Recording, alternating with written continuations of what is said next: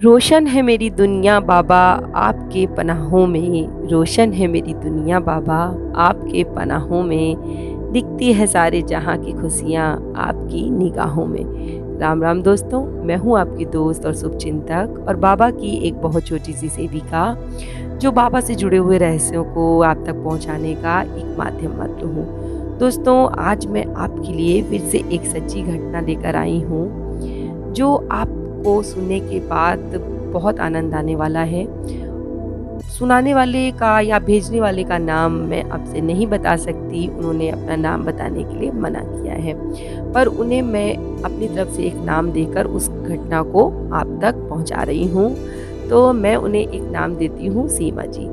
दोस्तों, सीमा जी एक सरकारी विद्यालय में प्राइमरी की अध्यापिका हैं इस समय, और आगे की कहानी सुनाती हूँ उन्हीं के शब्दों में।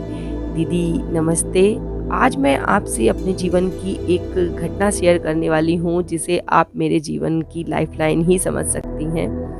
दीदी, बात आज से लगभग 15 साल पुरानी है। मेरी शादी उस समय हुई थी और मेरे पिताजी ने अपने सामर्थ्य से ज़्यादा देकर मेरा विवाह किया था।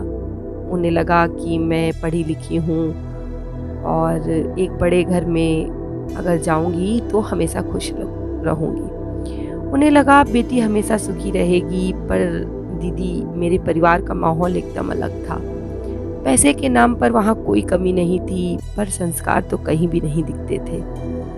मेरे ससुराल में मेरे पति और मेरे जेठ जी हैं, उसके अलावा मेरी 2 ननद भी हैं।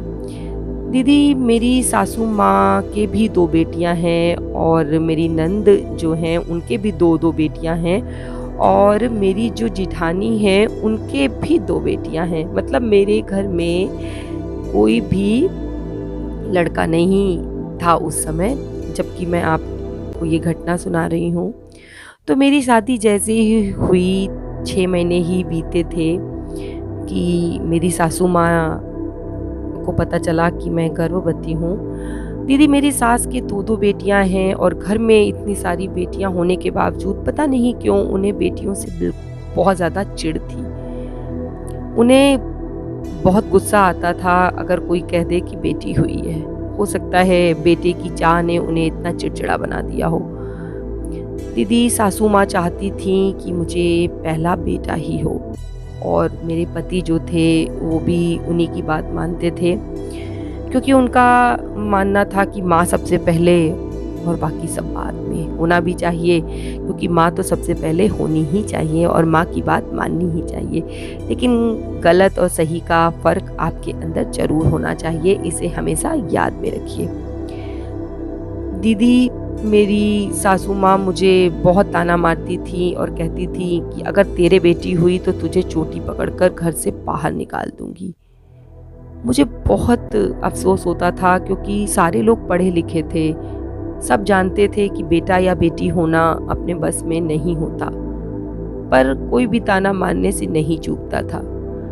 जिठानी, जिनके 2 बेटियां थीं, वो भी मुझे ही कहती थी कि अगर तेरे बेटा नहीं हुआ तो तेरी दशा बहुत बिगड़ जाएगी। नंद भी जब आती तो वो भी बहुत ज़्यादा ताना मारती थी, कहती थी कि अगर बेटा नहीं हुआ तो माँ तो तुम्हें घर से निकाल ही देंगी। मुझे बहुत डर लगता था, क्योंकि शादी के बाद तो बेटी जो होती है वो ससुराल की हो जाती है, और मेरे मायके में मेरी माँ नहीं है। दीदी बहुत पहले ही गुजर चुकी हैं। मेरे पिताजी हैं और 2 बहनें और हैं। मुझे बहुत डर लगता था कि मैं क्या करूं, पर किसी से अपने मन की बात बता नहीं सकती थी।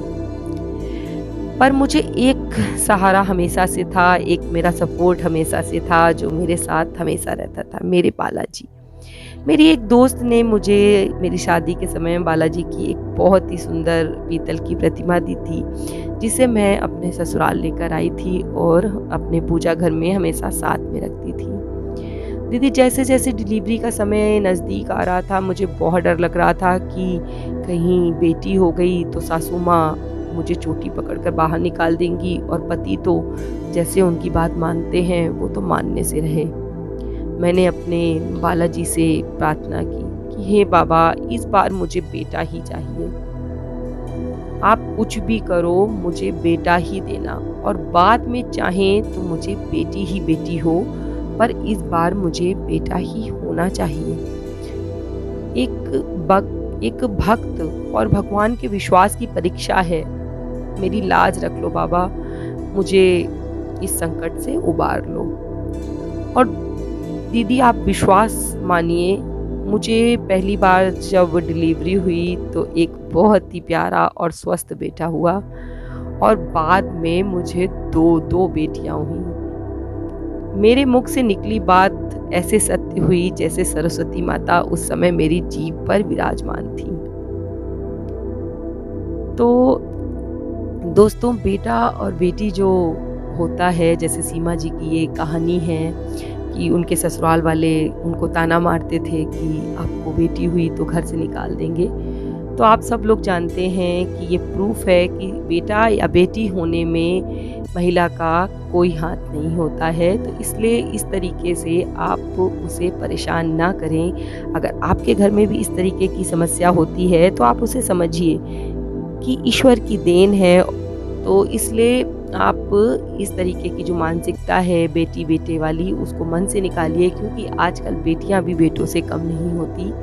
और मुझे लगता है कि जितना ख्याल माँ बाप का बेटियां रखती हैं उतने तो शायद बेटे भी नहीं रखते होंगे। और बेटियों से घर हमेशा भरा हुआ लगता है। ऐसे लगता है कि छोटे छोटे फूल आपके आंगन में खिले हुए हैं जब वो हंसती हैं, बोलती हैं, और उनके छोटे छोटे खेल से सारा घर महक जाता है।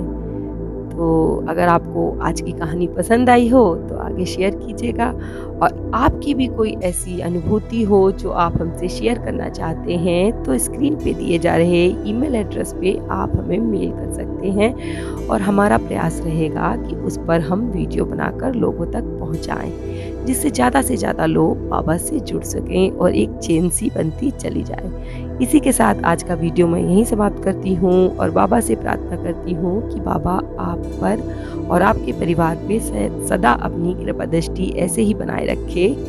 इसी के साथ जय श्री राम, जय बाबा की।